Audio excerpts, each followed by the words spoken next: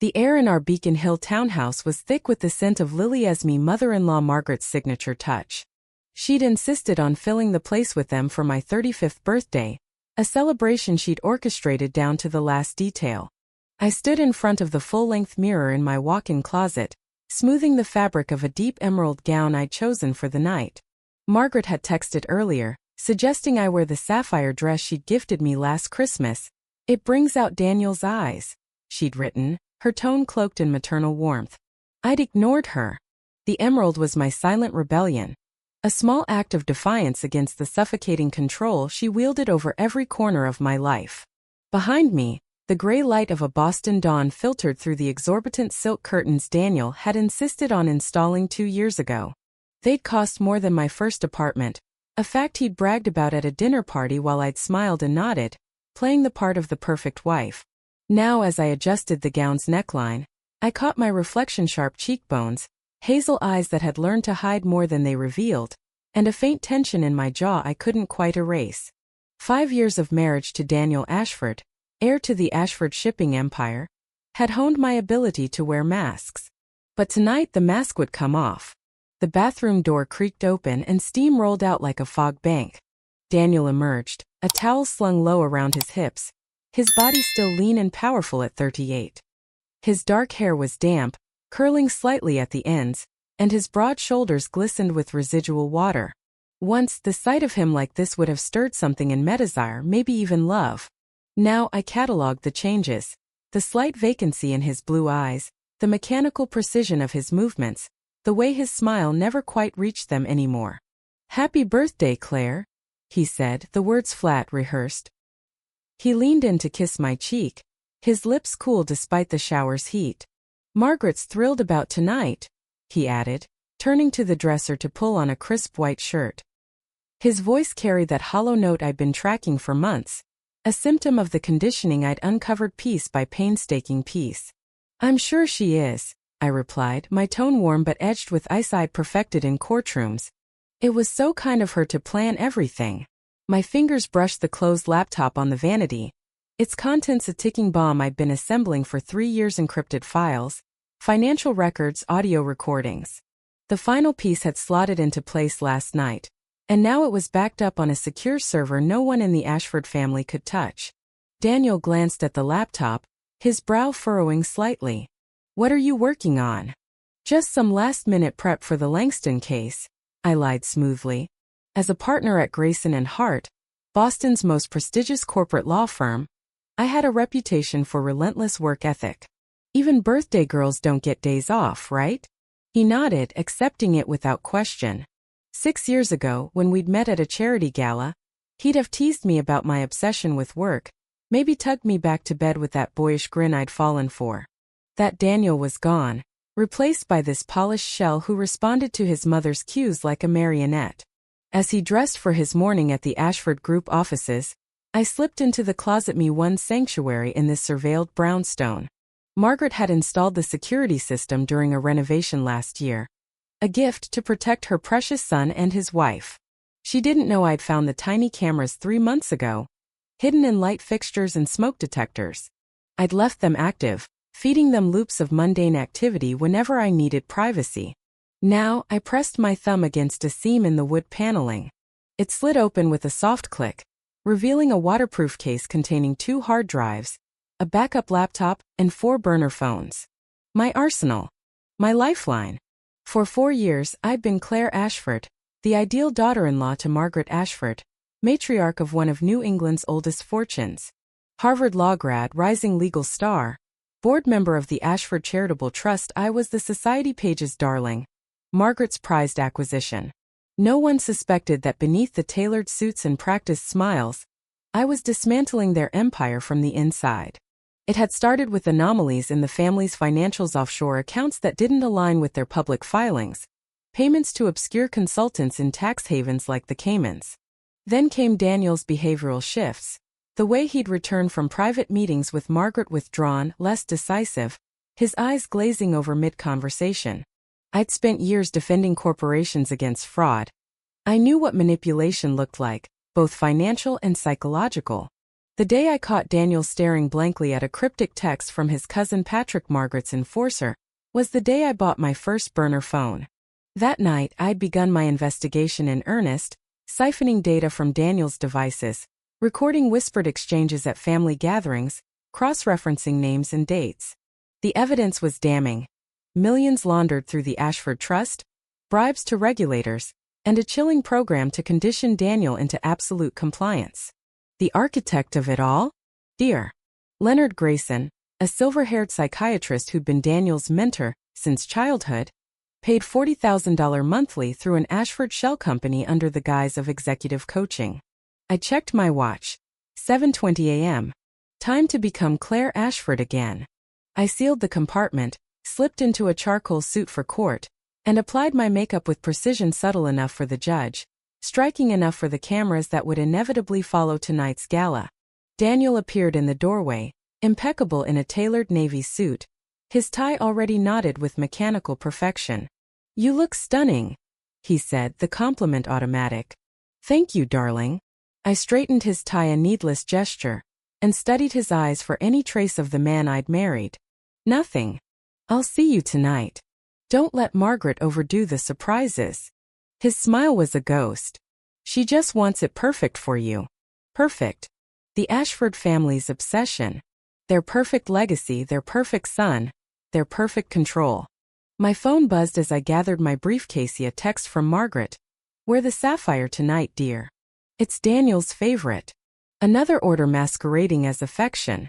I replied with a gracious "of course, thank you," then pulled the emerald gown from its hanger. Small rebellions kept me grounded.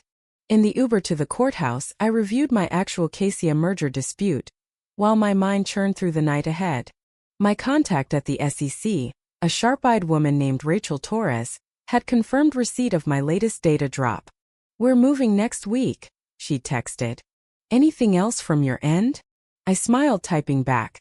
"One last piece tonight." Margaret's lavish birthday gala at the Seaport's exclusive Triton Club would be her undoing.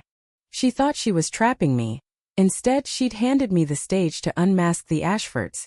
The Triton Club glittered like a jewel against the Boston harbor, its glass walls refracting the sunset into shards of amber and violet. The Ashford name had secured the entire rooftop, a space with a 6-month waitlist for mere mortals. As our town car pulled up, the maitre d' greeted us with a bow.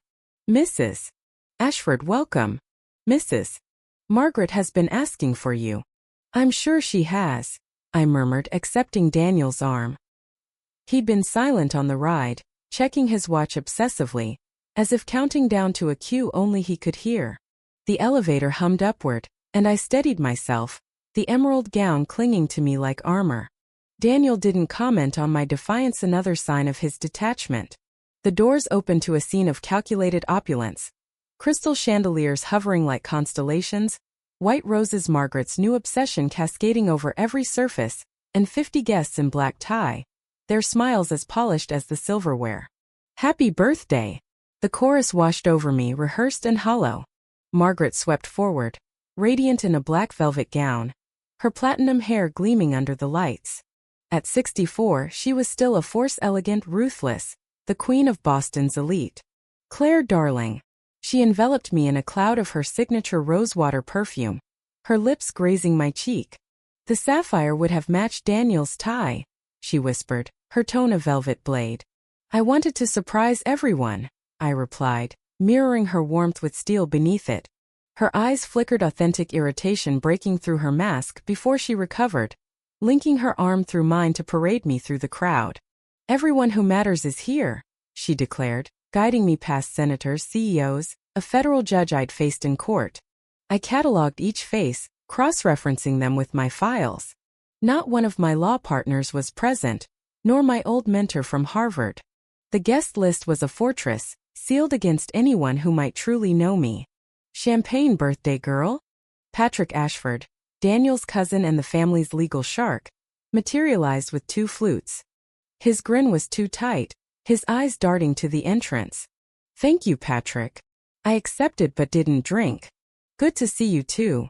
Wouldn't miss it," he said, his drawl strained. I followed his gaze to a tall man in a gray suit being ushered in. Dr. Leonard Grayson. Excuse me, Patrick muttered, weaving through the crowd to intercept him. I drifted closer under the guise of admiring a tray of canapés. The timeline's tight, Patrick hissed, his back to the party. The trust board won't budge again. Pushing him risks a breakdown. Grayson's voice was clinical, detached. The conditioning needs time. Rushing it could destabilize him. The contractual terms. We don't have time, Patrick snapped. If he's not locked in by the disbursement date. They spotted me, pivoting to pleasantries. Grayson extended a hand, his grip firm, his eyes probing. Mrs. Ashford, happy birthday. You're radiant. Thank you, Dr. Grayson. Daniel said you might stop by.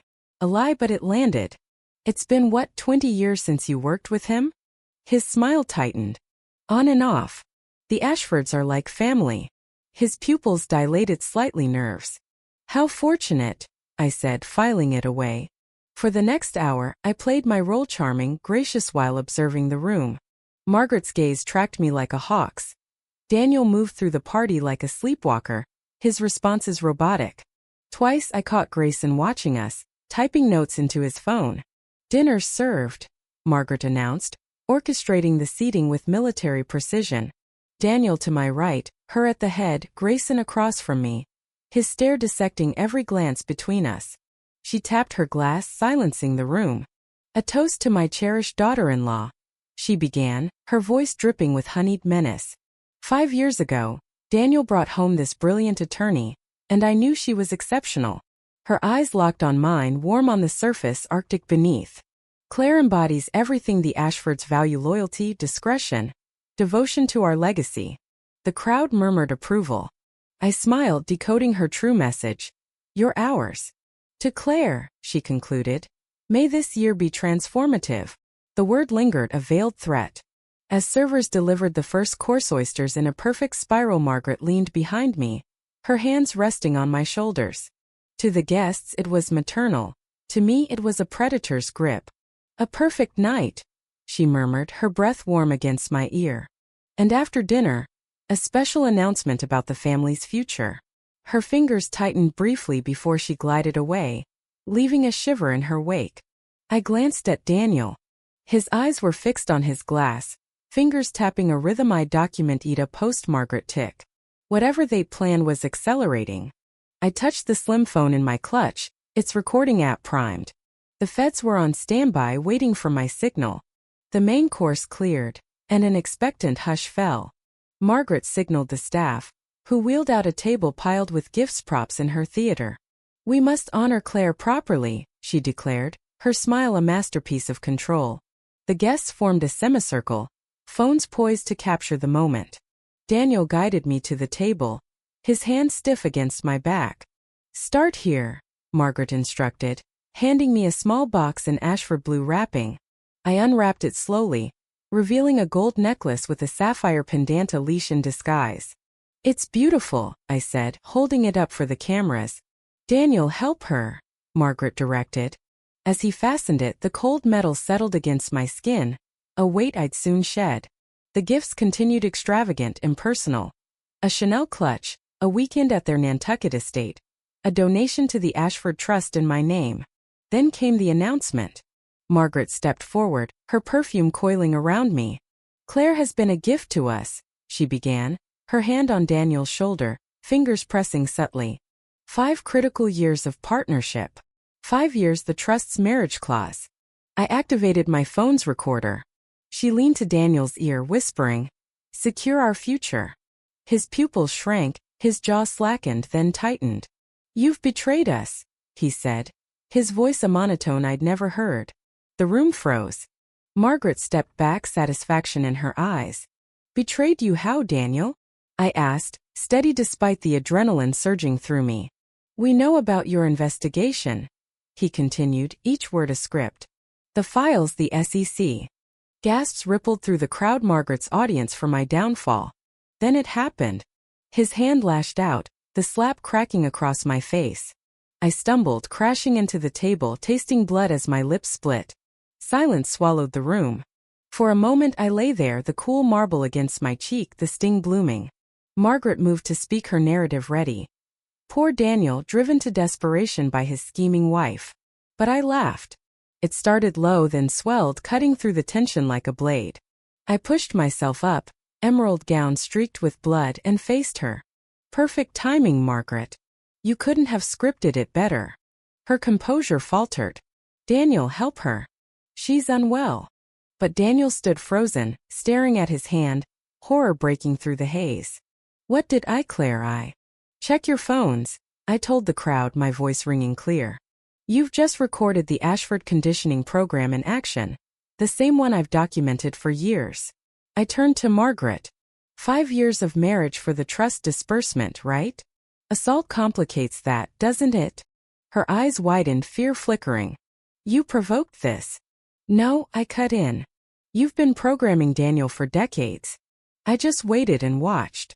I gestured to the phone still raised. And now they have two. News alerts chime at me, dead man switch triggered by the slap, sending my evidence to the SEC, FBI, and media. Margaret's empire was crumbling in real time. My phone's uploading everything, I said. Financial fraud, bribes, and Dr. Grayson's role in conditioning Daniel. I nodded at Grayson, now ashen. The physical triggers were a nice touch, Doctor. Daniel whispered. Elise, I didn't mean. His voice cracked, the real him surfacing. I know, I said softly. That's the point.